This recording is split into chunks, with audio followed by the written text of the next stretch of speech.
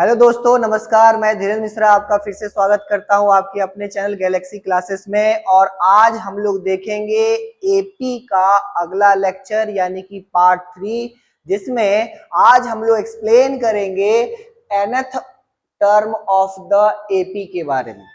तो nth term of the AP क्या है, इसको आज हम लोग समझेंगे। nth टर्म किस तरह से काम करता है और इससे रिलेटेड जितना भी क्वेश्चंस होगा वो आज हम लोग करेंगे। तो nth term of the AP का क्या मतलब हुआ वो समझो। हम लोग अभी तक क्या पढ़े, हम लोग अभी तक पढ़े कि भाई ए क्या होता है, डी क्या होता है, एपी कैसे वर्क करता है, किस तरह से डी के अकॉर्डिंग एपी बढ़ता है या घटता है, कभी कभी नहीं भी बढ़ता है, वहां पर डी का मान 0 होता है।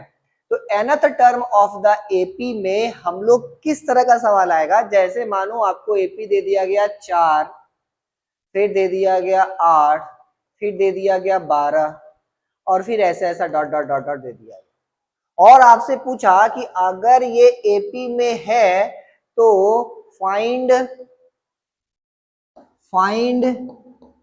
It's 100th term. मतलब पता है क्या हुआ कि भाई ऐसा करते जाओ, ये टर्म 1 हो गया, ये टर्म 2 हो गया, ये टर्म 3 हो गया और ऐसे करते करते 100 बढ़ो। मतलब 12 के बाद 16, 16 के बाद 20, ऐसे करते करते 100 तक ले जाना है। तो अगर आप ऐसा मैनुअली ले जाएंगे, हालांकि सब मैनुअली ही होता है, अगर मतलब आप ऐसा जोड़ जोड़ के ले जाएंगे तो परेशान हो जाएंगे। तो इसके लिए आज हम लोग पढ़ेंगे कि इस तरह का अगर क्वेश्चन आता है तो इसको कैसे एक्सप्लेन करते हैं। तो वो होगा nth term of the AP में। तो चलिए इस चीज को हम लोग समझते हैं कि nth term of the AP किस तरह से काम करता है, इसका क्या फॉर्मूला होता है। ये बात को हम लोग समझेंगे कि अगर आपको 10वां टर्म निकालने बोल दिया, 100वां टर्म निकाल, किसी एपी का 100वां, 50वां, 1000वां, लाखवां टर्म दे दिया, तो आप कैसे ये वो चुटकियों में निकालेंगे, इस चीज को हम लोग यहाँ पर आज समझेंगे। तो सबसे पहले nth टर्म का फॉर्मूला कैसे आता है वो समझो। हम चाहे तो हम डायरेक्ट फॉर्मूला भी लिखा दे, लेकिन उससे फील नहीं आएगा कि भाई ये फॉर्मूला कैसे वर्क करता है। तो फॉर्मूला को लिखने से पहले हम आपको समझाएंगे कि एक्चुअली ये फॉर्मूला आता कहां से। तो सबसे पहले फॉर्मूला ही देख लो। nth टर्म का जो फॉर्मूला होता है, nth term of the AP को लिखते हैं an से यानी nth term of the AP का फॉर्मूला होता है a plus n minus 1 into D. ये फॉर्मूला होता है और इसी फॉर्मूला को हम लोग को एक्सप्लेन करना है। तो कैसे एक्सप्लेन करेंगे ये बात को समझिएगा। तो सबसे पहले हम लोग जानते थे क्या कि ये फॉर्मूला आता है कैसे, इसको एक्सप्लेन कर रहे हैं।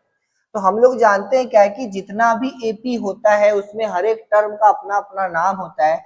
जैसे फर्स्ट टर्म को ए कहते हैं या A1 भी कहते हैं, फिर A2 होता है, फिर A3 होता है, फिर A4 होता है, फिर A5 होता है। ऐसे करते करते करते करते लास्ट टर्म AN पे कोई एपी जाके खत्म होता है। हर एक टर्म का यहाँ पर अपना एक फॉर्मूला होता है। इसी फॉर्मूला को ध्यान में रख करके ये आ जाएगा। आप देखना आपको अपने आप फील आ जाएगा, हाँ भाई फॉर्मूला बन गया। तो सबसे पहले फर्स्ट टर्म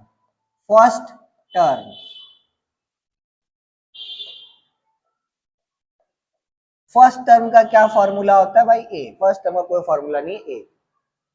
अगर आप सेकेंड टर्म लिखोगे, सेकेंड टर्म का क्या फॉर्मूला हो जाएगा, ए। बताए थे ना कि एपी में एक टर्म से दूसरे टर्म पे आते हैं, दूसरे टर्म से जब तीसरे टर्म में आते हैं तो कॉमन डिफरेंस डी को ऐड करना होता है। ये पिछले वीडियो में हम बता चुके हैं। तो सेकेंड टर्म में आएंगे तो पहला टर्म, सेकेंड टर्म को A2 कहते हैं। सेकेंड टर्म को क्या कहते हैं, A2 कहते हैं। और A2 कैसे निकलेगा, तो फर्स्ट टर्म में आप डी जोड़ दो, यानी कि A2 का फॉर्मूला हो गया A प्लस डी। अगर इसी प्रकार से थर्ड टर्म आपसे पूछा गया तो थर्ड टर्म को लिखते हैं A3 से। और थर्ड टर्म कैसे आएगा, थर्ड टर्म आने के लिए भैया सेकेंड टर्म में डी बढ़ाना होगा। और सेकेंड टर्म मतलब A2 और A2 का फॉर्मूला ये आया हुआ है। तो क्या हम लोग लिख सकते हैं A2 के जगह पर A प्लस डी, A2 के जगह पर और फिर एक यहाँ पर डी, यानी कि कुल मिला के ये हो जाएगा A प्लस 2D। मतलब अगर थर्ड टर्म निकालना है तो दूसरा टर्म में डी जोड़ना है, और अगर फोर्थ टर्म निकालना है, अगर फोर्थ टर्म निकालना है तो आपको तीसरा टर्म में डी जोड़ना पड़ेगा। तीसरा टर्म क्या है भैया, तीसरा टर्म क्या है, तीसरा टर्म का फॉर्मूला है ये वाला, देखो ना, A3 का फाइनल फॉर्मूला तो यही निकला ना, A+2D। तो A3 के जगह पे लिख देंगे A+2D, और यहाँ एक और D प्लस कर दो क्योंकि यहाँ पर था, तो कुल मिला के आ जाएगा A+3D। आपको एक पैटर्न समझ में आ रहा होगा, पहला टर्म A, दूसरा टर्म है तो A+D, तीसरा टर्म है तो A+2D, चौथा टर्म है तो A+3D। अगर इसी तरह से पांचवा टर्म रहा, अगर इसी तरह से पांचवा टर्म यानी कि A5 रहा, तो क्या लिखेंगे, A5 निकालने के लिए A4 में D जोड़ेंगे, और A4 का फाइनल फॉर्मूला क्या बन के आया था, A+3D, और उसमें हम लोग जोड़ देंगे D, तो ये हो जाएगा A+4D।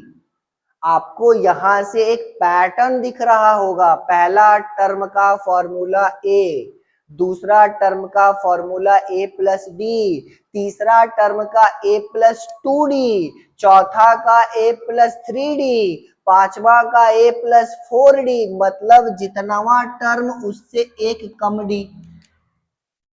अगर डायरेक्ट हम लोग लिखें बिना दिमाग लगाए बिना कंसेप्ट किए, तो अगर हम लोग बोलते कि भैया इस तरह से छठा टर्म का क्या फॉर्मूला हो जाएगा, छठा टर्म का फॉर्मूला डायरेक्ट अगर लिखें तो A+5D लिखेंगे, तो क्या कोई दिक्कत, कोई दिक्कत नहीं भैया। पांचवा टर्म का A+4D, चौथा का A+3D, तीसरा का A+2D, तो जितना वहां टर्म एक कम डी, तो 6 है तो A+5D।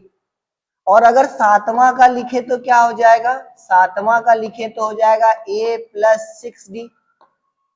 और उसी प्रकार से अगर nवां टर्म का लिखे तो क्या हो जाएगा, A प्लस जितना नंबर ऑफ टर्म होता है उससे एक कम गुना डी होता है, जितना नंबर ऑफ टर्म होता है उससे एक कम गुना डी होता है। तो अगर n का मान यहाँ n है तो A प्लस n में से एक घटाओ यानी कि n-1 इंटू डी। ये देखो n का फॉर्मूला बन गया कि नहीं बन गया। क्या कंसेप्ट समझ में आया, क्या ये कंसेप्ट समझ में आया। कंसेप्ट सिंपल सा है कि जितना टर्म लोगे उससे एक घटा के डी से गुना कर दोगे, जितना टर्म लोगे एक घटा के डी से गुना कर दोगे। तो अगर n टर्म लेंगे तो A प्लस टर्म का संख्या यहाँ पे क्या है n, n-1 इंटू डी कर देंगे, और इस तरह से हमारा जो an का फॉर्मूला है वो अपना आ जाता है। तो ये फील करने वाला बात है, रटने वाला बात नहीं। आप रटिएगा तो फिर रटते रह जाइएगा। तो हर एक टर्म का भाई अपना एक फॉर्मूला होता है, ये बात याद रखना। इस पे सवाल आएगा भी, बोलेगा भाई एपी का सातवां टर्म 10 है, तो एपी का सातवां टर्म अगर 10 है तो कैसे लिखेंगे पता है, अगर कोई एपी का सातवां टर्म अगर 10 है तो इसको लिखने का तरीका है A+6D बराबर 10। अगर आपको बोला एपी का 15वां टर्म 100 है, कोई एपी का 15वां टर्म 100 है, तो कैसे लिखोगे, A15 को लिख सकते हैं हम लोग A+14D, और ये किसके बराबर है बताओ, 100 के बराबर है। तो ये लिखने सीख जाओ, क्योंकि इसी से सवाल आएगा, इस पे सवाल आएगा, और ये अगर नहीं आएगा तो फिर खेला खत्म हो जाएगा nth टर्म का। तो nth टर्म का मेन कंसेप्ट अभी आपको इस बोर्ड पे दिख रहा है कि हर एक टर्म का अपना एक फॉर्मूला है। तीसरा टर्म का फॉर्मूला A+2D, चौथा का A+3D, पांचवा का A+4D, छठा का A+5D, सातवां का A+6D, और nवां का A+n-1 इंटू डी। क्योंकि n लेंगे तो एक, जैसे 6 लेंगे तो एक घटा के लिखे ना, 7 लिए तो एक घटा के लिखे ना, तो n लेंगे तो एक घटा के लिखेंगे। तो यहां से ये फॉर्मूला ऑफिशियली an का भी हो जाता है। ये हो गया थ्योरी खत्म। अब स्टार्ट होगा क्वेश्चन सेशन, जो आपको हर एक तरह का सवाल को फील कराएगा। तो चलिए स्टार्ट हो जाइए, कमर कस लीजिए, और यहां से आपको पहला सवाल आता है ये क्वेश्चन नंबर 1, पढ़िए। Find the fifth term of the AP और एपी क्या है, -14, -15, 10 और 35, इस तरह से करके एपी गया है। -4, देखो एपी क्या दिया हुआ है आपको, एपी का मान जो है वो दिया गया है -40, -15, फिर 10, फिर 35 और ये कहता अगर ये एपी है तो इसका 15वां टर्म ज्ञात करिए। आपको निकाल के देना है A15 कितना होगा। तो सबसे पहले बच्चों गेस करो कि A15 का फॉर्मूला क्या होगा। जैसे A5 का फॉर्मूला होता है A+4D, A6 का फॉर्मूला होता है A+5D, A10 का फॉर्मूला होता है A+9D। तो उसी तरह से A15 का क्या फॉर्मूला हो जाएगा, A15 को हम लोग लिख सकते हैं A+14D। बोलो हाँ या ना। हाँ, अब हम लोग को अगर A15 निकालना है तो सबसे पहले इस AP से पता करना होगा A और पता करना होगा D। एपी से पता करना होगा ए और पता करना होगा डी, जो बहुत ही आसान है। तो एपी में ए क्या है, फर्स्ट टर्म को ए कहते हैं। इस एपी में ए का मान हो गया -40 और डी का मान क्या है, आपको बार बार बोला गया था ए डी का फॉर्मूला। ऑफिशियल कोई फॉर्मूला नहीं होता है, कंसेप्ट का बात है। कोई भी टर्म पकड़ो उससे पहले वाला घटा दो। जैसे -15 में से घटा दो -40, ध्यान रहे ये फॉर्मूला से आया है, ये इसका अपना है। तो d कैसे कैलकुलेट हो जाएगा, तो d हो जाएगा -15 माइनस माइनस +40 और d का जो मान है वो 40 में से 15 गया तो 10 में से 5 गया तो 5, यहाँ बचा 3 में से 1 गया तो 2, यानी कि d का मान आ गया 25।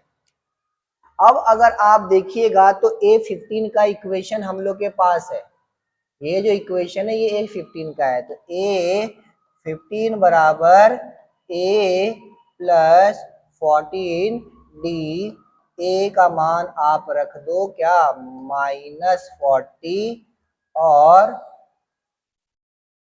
14 इंटू डी का मान रख दो 25।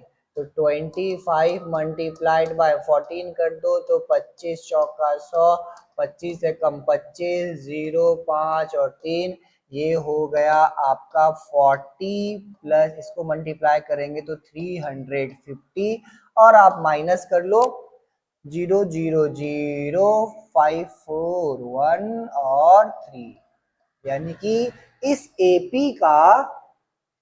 एपी का जो 15वां टर्म होगा वो कितना होगा, तो ये हो जाएगा 310। तो आपको बार बार ये बात याद रखना होगा, हर एक टर्म का अपना फॉर्मूला होता है और आपको हर एक टर्म का अपना फॉर्मूला जो है उसको आपको ध्यान रखना होगा। अगर वो आप ध्यान रखते हैं तो ये पूरा का पूरा चैप्टर में फिर कोई जान नहीं। जैसे यहाँ देखो क्या आया था, A15 बोला था निकालने, तो A15 का हम लोग फॉर्मूला यहाँ पे लिख दिए, फिर ए और डी पुट किए, कैलकुलेट किए, अपना आ गया। क्या कोई दिक्कत, क्या कोई दिक्कत, क्या कोई दिक्कत, ये रहा। आगे बढ़ते हैं, चलिए अगला सवाल, अगला सवाल पढ़िए। Find the number of the term. इस बार आपको पूछा है नंबर ऑफ टर्म, यानी कि नंबर ऑफ टर्म यानी कि n पूछा है। पहले एपी क्या है, तो जो आपका एपी है वो है आपका 7, 13, 19 dot dot dot dot dot dot 205। बोला इस एपी में कितना टर्म होगा कि 205 तक पहुंच जाएंगे। मतलब टोटल यहां से एपी शुरू हो रहा है और यहाँ पर एपी खत्म हो रहा है, तो टोटल कितना टर्म है, यानी कि आपको निकाल के देना है नंबर ऑफ टर्म n का मान, तो निकलेगा। तो सबसे पहले एपी में पता कर लेते हैं ए क्या है, तो ए का मान यहाँ पर है 7 और डी का मान क्या है, तो भाई 13 माइनस 7 कर लो, 7 8 9 10 11 12 13, यानी कि डी का जो मान आ गया वो आ गया 6। ए का मान हो गया 7 और डी का मान हो गया 6। अब n निकालना है, तो फॉर्मूला हमारे पास है an is equal to a plus n minus 1 into d. an मतलब होता है लास्ट टर्म, मैंने बताया है कि ए एन का मतलब लास्ट टर्म, तो यहाँ पर लास्ट टर्म का जो वैल्यू है वो कितना है 205 है। तो लास्ट टर्म के जगह पे आप लिख दो 205 इक्वल टू ए के जगह पे लिख दो 7, एन का मान नहीं पता छोड़ दो, और डी का मान हो गया मल्टीप्लाइड बाय 6। आप देखिए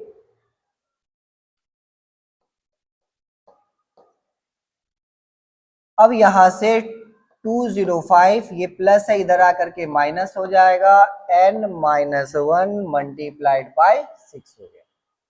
अब घटा लो 15 में से 7, 8, 9, 10, 11, 12, 13, 14, 15, 6, 7, 8 हो गया, और यहाँ पर हो गया 9, और यहाँ पर हो गया 1। इसको घटाएंगे तो 198 आ जाएगा। अच्छा यहाँ मल्टीप्लाइड है, इस तरफ आकर के ये डिवाइड हो जाएगा, ध्यान रहे इधर मल्टीप्लाइड है, ये इधर आकर के डिवाइड हो जाएगा, ध्यान रहे ये हो गया n माइनस 1। इसके बाद आप क्या करोगे, इससे इसको प्यार से काट दोगे, तो कैसा कटेगा, 6 दूना 12, 6 तिका 18, एक बचा 6 तिका 18, यानी कि 33 बराबर n माइनस 1। तो यहां से हम लोग लिख सकते हैं n बराबर 33, इधर आकर के ये प्लस हो जाएगा, यानी कि n का जो मान हो जाएगा 34 हो जाएगा। कितना हो जाएगा बताओ, n का जो मान हो जाएगा वो हो जाएगा 34। मतलब अगर आप 34 टर्म तक आगे बढ़ेंगे, 34th टर्म तक एपी को बढ़ाएंगे, तो आपको लास्ट में 205 मिल जाएगा। तो इस तरह का भी सवाल आता है कि आपको एक एपी दे देगा, एपी से आप जो जरूरत का जानकारी वो निकाल लोगे, जैसे ए निकाल लोगे, डी निकाल लोगे, लास्ट टर्म निकाल लोगे, और फिर कैलकुलेट करोगे, तो फिर आपका कितना टर्म है उस एपी में वो भी आपको पता चल जाएगा, जैसे कि यहाँ पर है। कोई दिक्कत? चलिए अगला टाइप ऑफ सवाल में, हर टाइप ऑफ सवाल इस सेशन में पूरा हो जाएगा, आपको एएन से रिलेटेड फिर कोई डाउट नहीं बच जाएगा, हर टाइप ऑफ सवाल आपका हो जाएगा, ये बात ध्यान रखिएगा। शुरू का अगर 10-15 मिनट भी वीडियो में टिक जाते हो तो कहानी आपका खत्म, कि सब कुछ समझ में आने लगेगा। तो मेन बात है परसिवरेंस, अपने आप को थोड़ा सा बैठाओ, स्थिर करो, ठीक है। चलिए आगे बढ़ते हैं। अगला सवाल, check whether minus 150 is the term of AP, this AP or not। आपको चेक करना है कि अगर AP दे दिया गया आपको 11,8,5,2 और आपको बोला है कि -150 इसका टर्म है कि नहीं है। चेक करते हैं कि -150 इसमें आता है कि नहीं आता, ये एक तरह का सवाल है। हर टाइप ऑफ सवाल को टच किया गया इस सेशन में, हर टाइप का सवाल, एनसीईआरटी हो, आरएस अग्रवाल हो, या फिर केसी सिन्हा हो, या फिर कोई भी स्टेट बोर्ड का बुक हो, हर टाइप का सवाल इसमें टच किया गया है। अगर आप पूरा सुन लेते हैं तो आपके पास हर टाइप का सवाल को मारने का वेपन आ जाएगा। तो मुद्दा है कि पूरा वीडियो जो देखेगा उसको देखो, हर आप चेक करेंगे, पिछला सवाल अगला सवाल से अलग होगा, पिछला सवाल अगला सवाल से अलग होगा, हर सवाल अलग है, हर सवाल अलग स्वाद का है। तो ये देखो नया टाइप का सवाल कि आपको चेक करना है कि ये एपी में है अथवा नहीं है। चेक करते हैं, मान लो कि ये एपी में है, let the term are in AP, और मानो कि ऐसा देखो घटते घटते लास्ट टर्म, माना लेट, चेक करते हैं, let 150 is the last term of AP, ऐसा मान लिए। देखते हैं, तो उस केस में ए एन का फॉर्मूला हो जाएगा ए प्लस, अच्छा पहले यहां से जानकारी तो निकाल लो, ए का क्या मान निकलेगा एपी से भाई 11, डी का क्या मान निकलेगा भाई 8 माइनस 11, यानी कि डी का मान निकलेगा 8, 9, 10, 11, यानी कि -3। ए पता चल गया, डी पर, और मान लिए क्या कि माना ये लेट है, ये लेट है, ऐसा कंफर्म नहीं है, लेट, एंड लेट क्या है ए एन इज इक्वल टू -150। तो चेक करना है ना कि ये टर्म है अथवा नहीं है। चलो अगर ये लास्ट टर्म होगा तो भाई देख लेते हैं। तो हम लोग जानते हैं a n is equal to a plus n minus 1 into d. Last term क्या है भैया, -150 इज इक्वल टू ए का मान क्या है, ए का मान है 11, एन का मान नहीं पता और डी का मान है -3।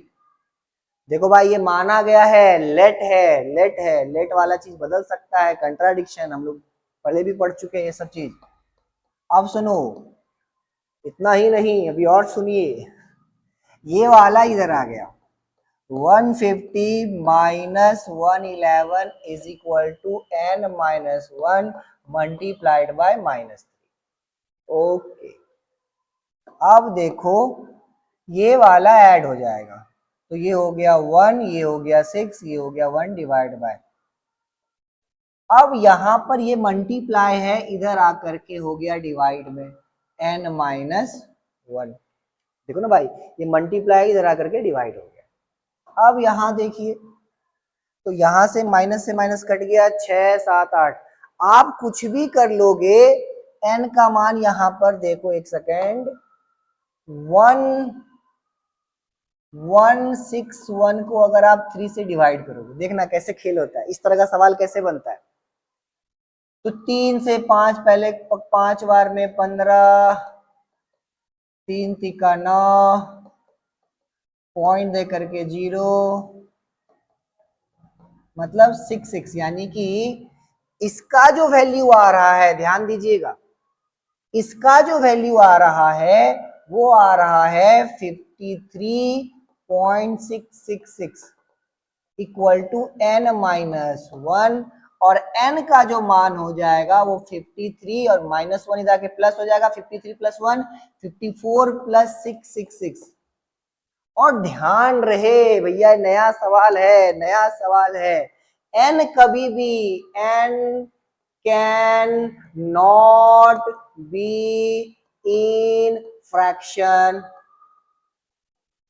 n कभी भी फ्रैक्शन में नहीं रहेगा, n is a integer, n है इंटीजर, ये बात याद रखना।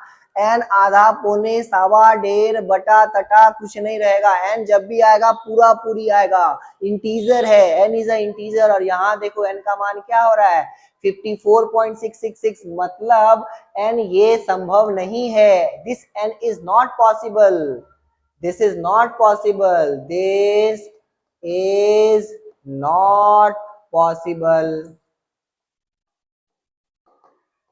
और क्योंकि ऐसा n पॉसिबल नहीं है, इसीलिए माइनस क्या पूछा गया था, 150 द टर्म, इसीलिए therefore 150 minus 150 is not the term of given AP, क्योंकि ये n संभव नहीं है, और ये n अगर संभव नहीं है तो भैया ये जो टर्म जिसको हम लोग लास्ट टर्म मान करके आगे बढ़े और n यहाँ धोखा दे दिया, मतलब भैया गलती ये टर्म का है, ये टर्म एपी में नहीं है। तो अगर इस तरह का सवाल आए जिसमें आपको चेक करना पड़ेगा कि फलाना टर्म क्या उस एपी से बिलोंग करता है कि नहीं करता है, तो आपको इस तरह से इस चीज को आपको समझना होगा। क्या कोई दिक्कत वाली बात? आप n निकालेंगे, n जब आप निकालोगे तो n कभी भी फ्रैक्शन में नहीं होना चाहिए,